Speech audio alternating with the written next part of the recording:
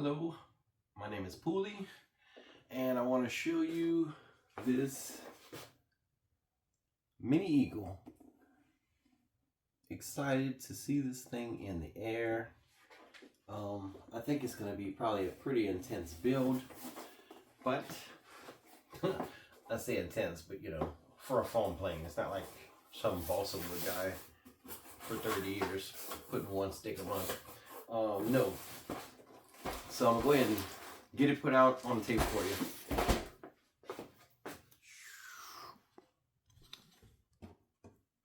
I'm not sure if I can illustrate this to you. Oh, there you go. You see that?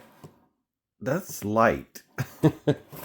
And this thing comes with some really small spars.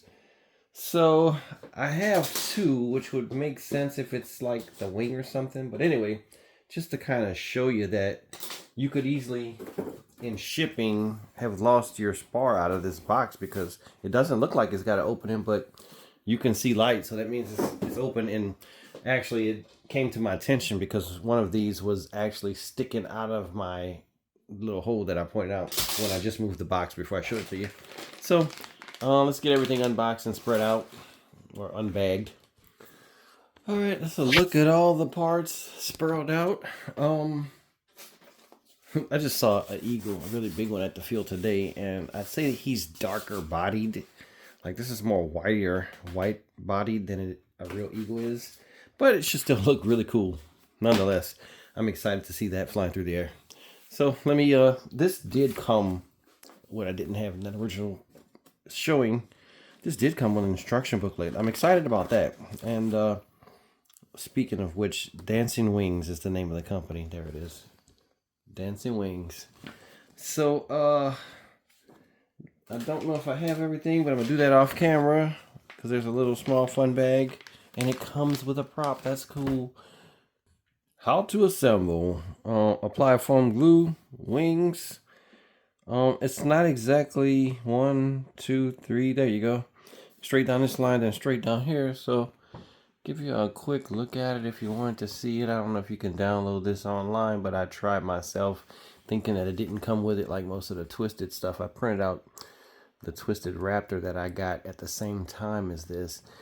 I didn't see this as a printable. So just so you kind of, if you want to slow that video down and pause or whatever and take a look at the assembly to see if it's something you're into. But I'm gonna kind of give you a kind of look, not as in depth as I would normally do, but enough for you to kind of get an idea how to build it.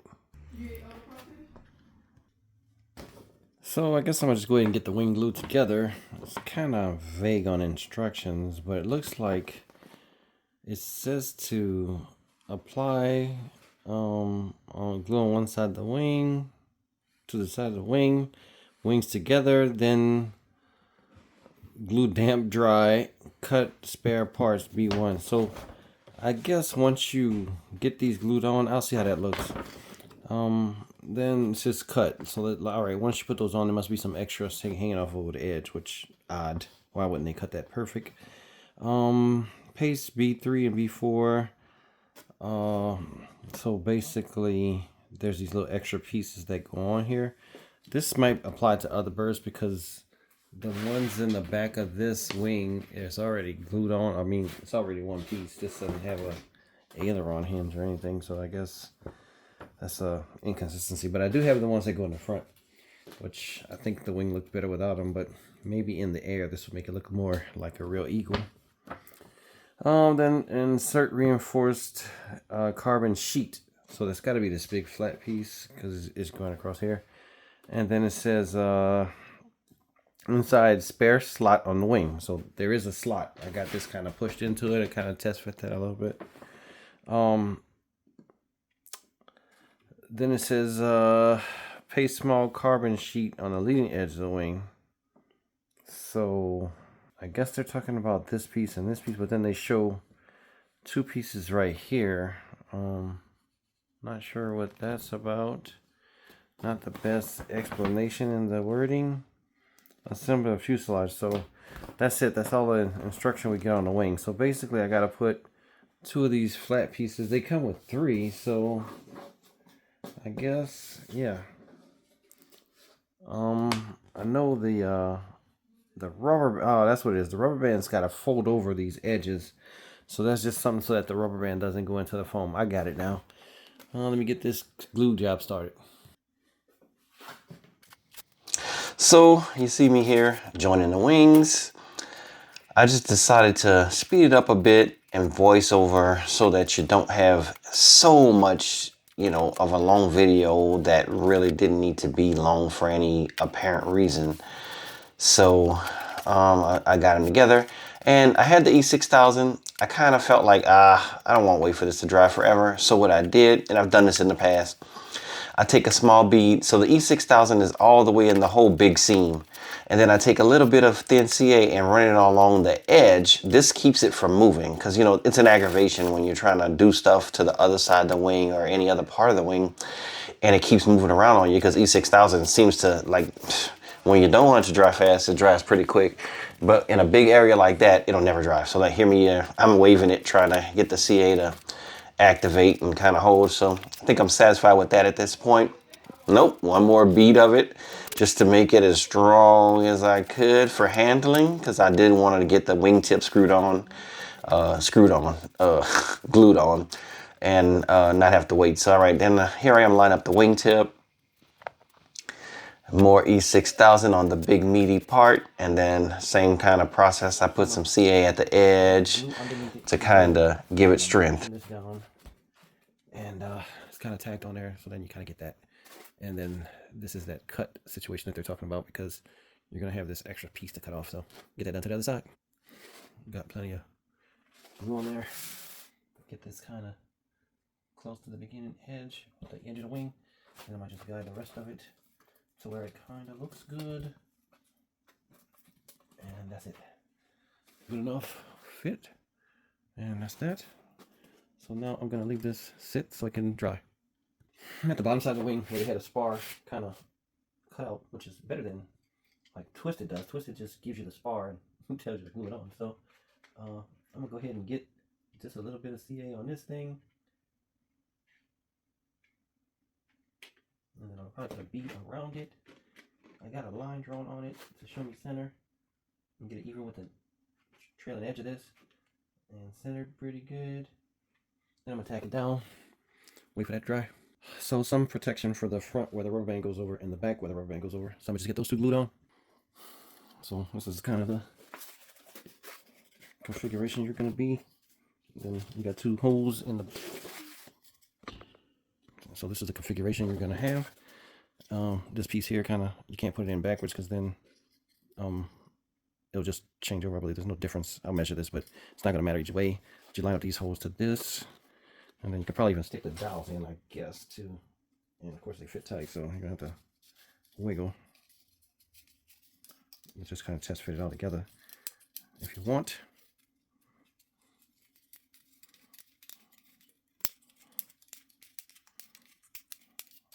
And then I'm going to stick that. I don't know why I fed it through so far, because I only needed a small divot to hold it in place. And yeah, like that. This will be a servo tray right here, and this will guide you in. So you just have to glue this stuff together, then glue this to the side of the bird, and move to the next step. All right, I'm gonna get back on this. There's quite a bit of overlap where the to make the pattern pretty close. So you're supposed to take this and shave with a razor knife. I got a brand new, these came from Horizon, and they had a crazy sale.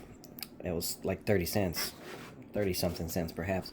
So all I'm gonna do is I'm gonna hold this on the flat edge here, and I'm gonna just try to make a good cut on the foam. I'm sure it won't be great, but there's probably no other way to do this, so I'm gonna get at it. That's the edge I'm finished with. It's kind of blocked off at the end where it didn't need to be cut, and then came all the way down. I might just shave this little corner off just to make it all even. I guess I'll do the other side and just speed up the video just so you can kind of see it done. Just get the other side done. That's all here. Hold my blade with the other finger and just start sawing into it. I would suggest that you use a brand new blade because you might go off a little bit if you don't. So that's the edge I'm finished with. A little white showing compared to the pattern, but it's truly very flat and cool looking. Of course, the edge didn't cut as great because there's not much left, so I'm just get one more smaller cut on that. Yep, that's it. Final part of this is to put these wing tips, or front portion, so you can look at yours when you get it. And there's no pattern to line up with these, but you're going to have this side that's darker, and then you're going to have a side that's slightly lighter. So if you notice, the top of the wing is darker, the bottom wing is slightly lighter. So then you're going to kind of continue on with that pattern. I guess just look at the pictures and glue these to the front of here. There isn't like a defined true flat spot for you to put them on. I suppose I could cut one, but I'm probably not, because it's somewhat flat right there, so it'll stick. But I don't think this is ever going to be a super strong piece. I think I'm going to use CA because of the simple fact that anything else is going to be just like way too flexible and such. So let me get at it. So you don't really get much information in these directions, but if you look at this picture right here, you can see from this V, it kind of begins, and this is the long end of that triangle. So this triangle being this, and that's the long end of it. I mean, if I started right about this V, that puts this close to the end of the tip of the wing. So I suppose I just line it up with the tip of the, not the tip, but the end of the flat portion of the wing before the feathers go up, and kind of get it just something like that. I'm gonna probably take a look at it on the table before I do it, because like, it's kind of weird that you don't have much instructions on it, but that's the look, perhaps, right there. So let's get into it now. The next step gets into building this piece. This is where the two servos mount. I already glued the wood together, but I did notice something that was weird, and you can't get a good explanation in the directions. If you look at my ruler here, if I measure to the, that little rounded edge, so I'm not gonna be real specific on that because there's a big difference. If I measure to there, I'm at it right at about 4 inches. But if I flip around to this thing, I'm at 4.5 inches. So they don't quite cover it in directions. You can look at the pictures and try to wing it, but my best recollection is that this side looks shorter going towards the front of the bird. That's what I reckon. I don't really see any kind of information about that. I'm just going from looking at the pictures. And then they say line it up there. So that's what I'm gonna do next. Get this lined up on here and glued, short side front. Had you put the long side front, I got this kind of tapered because this is the back of the bird. The way I've seen it, like this, is the back of the bird, so it's tapering like that. But if you didn't do it that way, you'd have it like this. And hopefully you had the long side forward with the taper going the right way, because in my case, the taper has to go like this. So get at gluing this down and just glue this edge, stick it to the foam.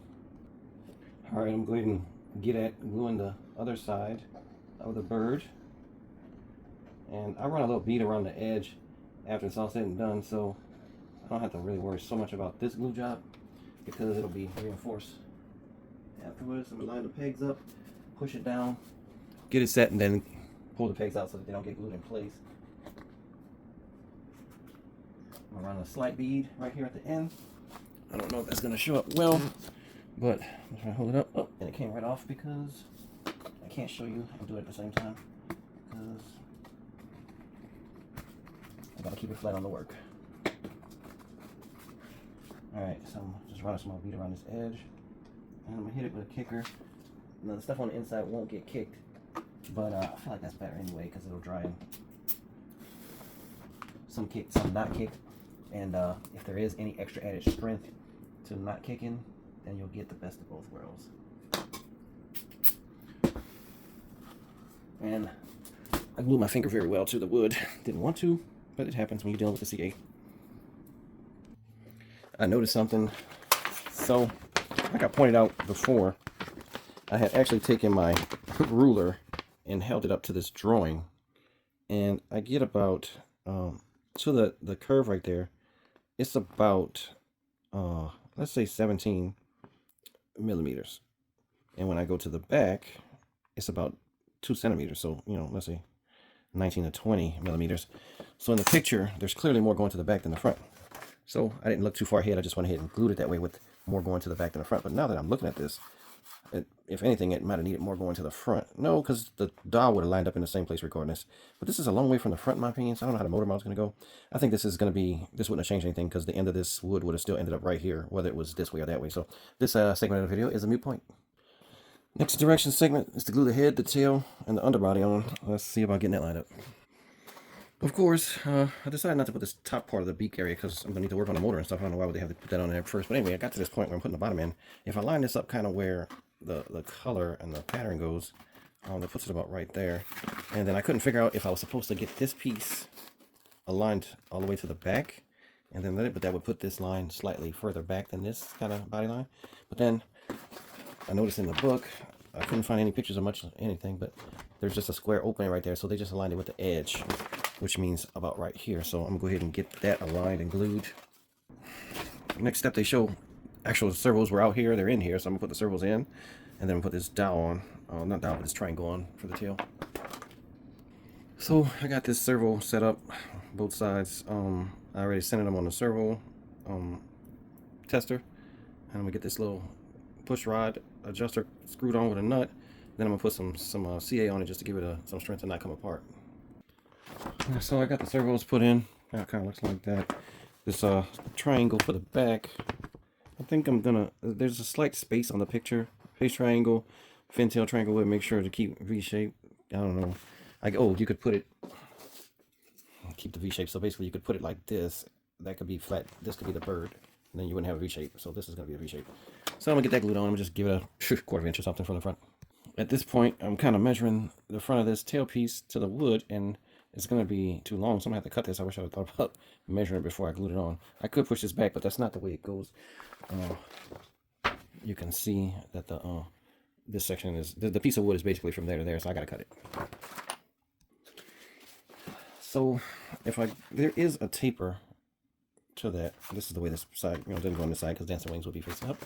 So there is a slight taper, but it's almost like, you see that? It's like a flat spot here and a flat spot there. So it's gonna be hard for it to sit flat anyway. So I think I'm gonna try to put a little more angle on it so that these kind of sit a little bit more like this, because I actually think it would work like it is, but it doesn't look like it's gonna be sitting fully flat. But you know what? I'm gonna just leave it like it is because it's actually gonna be sitting somewhat at the bottom of that joint right there, or maybe glue it to the top of here to make that even. It's hard to tell by the pictures, and there's no obvious direction, so I'm gonna make a decision how I'm gonna pull that off. And that's what I kind of ended up with. So it's pretty square, pretty strong actually too. Next step. So I'm gonna get these control arms put on. Basically, there's a slot in there, and I'm gonna just take it and slip it in the slot. I'm probably just leave it elevated like about that much. Get a little bit of glue underneath it, push it in, and then there's these caps that go over it. So that's that. So I got the linkage hooked up. I didn't even try to make this wood square, so don't be judging me on that because it didn't matter at that point. I got the two control rods. I was confused on whether they're supposed to crisscross or go straight. I crisscrossed them. There was more resistance than there was going straight, so obviously it's much better to go straight anyway, but I just went ahead and did it. So then I came through these, whatever you call those things. So they're doing what they got to do. I have to put them on a Y, obviously, to get them to go together or assign two different channels, either one, but that's that. So centered. I'm sorry, I said a Y, but obviously a Y wouldn't work because it would do exactly what I'm doing now. This servo tester is like a Y. So if you're doing this and you want to avoid this, I could still fix it by just turning one of these servos backwards. I'm going to have more than enough linkage to make that work, and then I could just have them on one channel. But as it stands, I'm going to probably be using a 6-channel receiver, so I might as well just reverse one channel. No problem. Sorry, not reverse one channel. I'm going to put each one on a separate channel, and then one will be reversed from the other. So yeah, reverse one, obviously, at the end of the day, but add a second channel for the tail. So I get to this point, and it's showing you to put, I don't know what's about this weird cut thing they're telling you to do. Of course, to make this thing sit flat, you'd have to cut that, but I don't know if that's going to matter much because the motor's going to still, I don't know. Anyway, I'll figure out about the cut thing. They show you putting their motor mount on. I think I'm going to use my motor mount because this one I'm going to have to, it's wood. It's going to have to be counterset. This one's perfect, so I'm going to just use the one that came with the motor. And then mount this to the motor mount, or the motor mount to the mounting board, which is this right here in this configuration. So I went to test fit it in here, and like there's a ton of room. And if I were to smash it down, I mean, I guess that's gonna work. I can see though by putting this in, and this is why I decided not to put this in here. But if you do, you can see that that thing is gonna keep from going in much more than that, and you got a ton of space in there. I'm not sure why this isn't outlined better. On the illustration, they show nothing but foam on both sides. I don't even know how this attaches. There's no clear directions on it.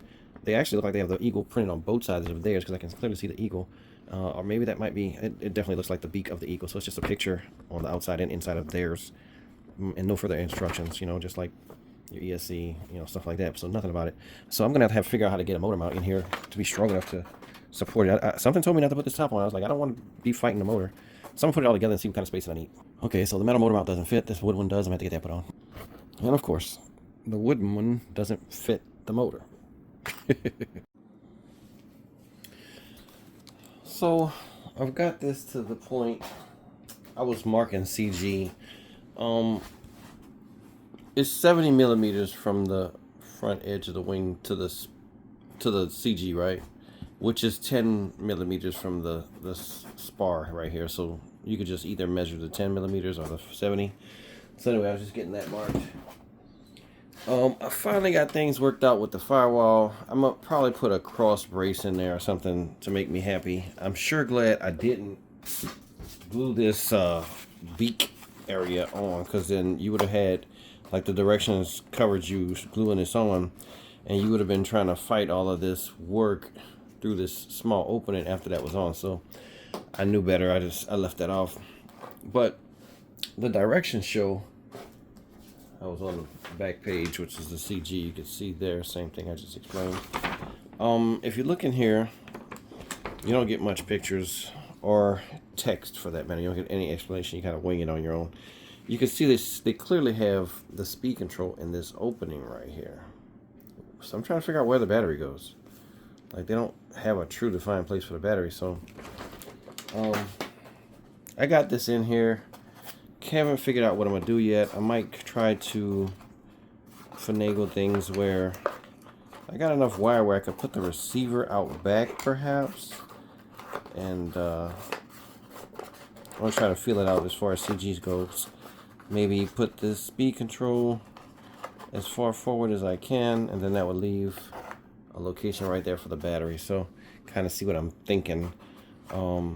Get some Velcro on the speed control, get it stuck down about right there, and then the battery could go in the middle. According to CG though, like, we got to see where the CG kind of wants to be, and then kind of go from there. So that's where I'm at with that. But everything else is looking pretty good. It's very solid, you know. Put plenty of I went over the seams with a little bit more CA and kicked it. I don't know if you could ever really see that, but I got like a whole little seam there. The tail looks good. Let me get a battery put in. So I ended up putting,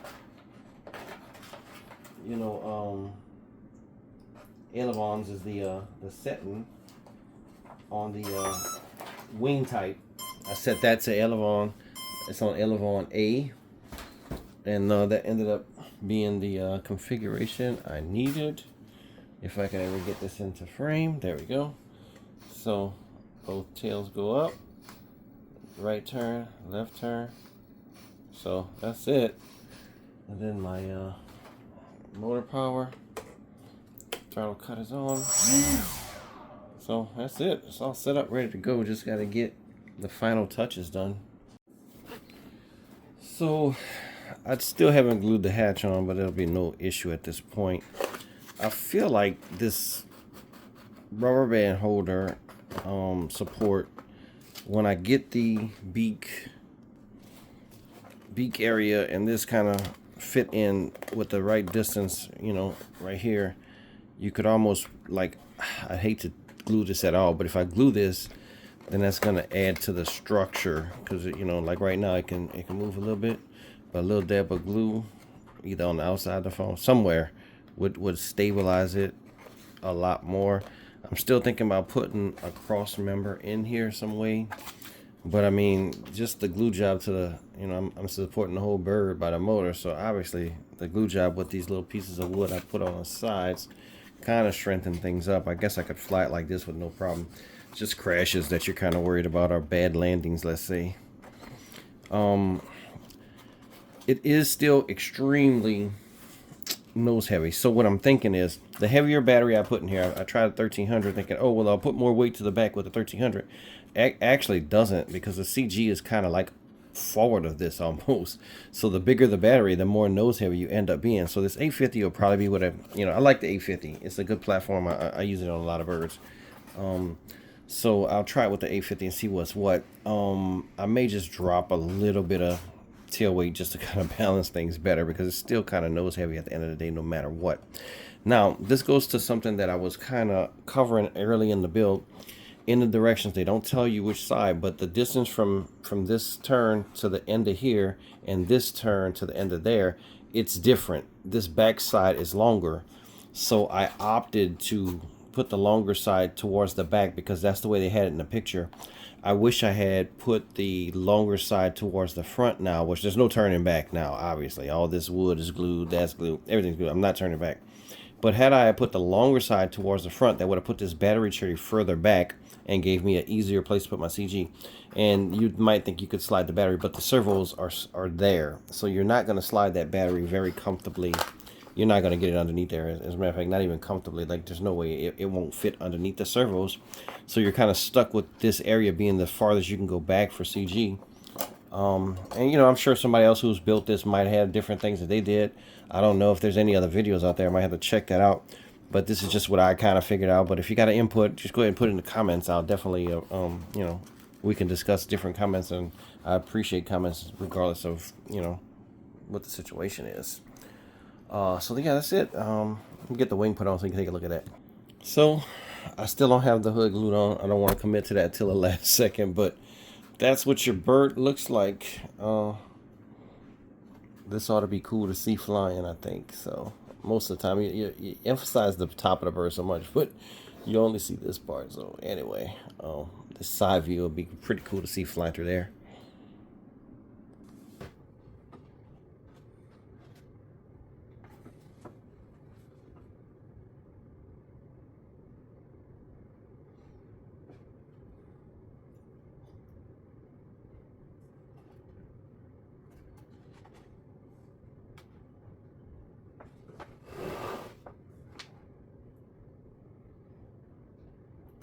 Hey, Pooley here with the Eagle.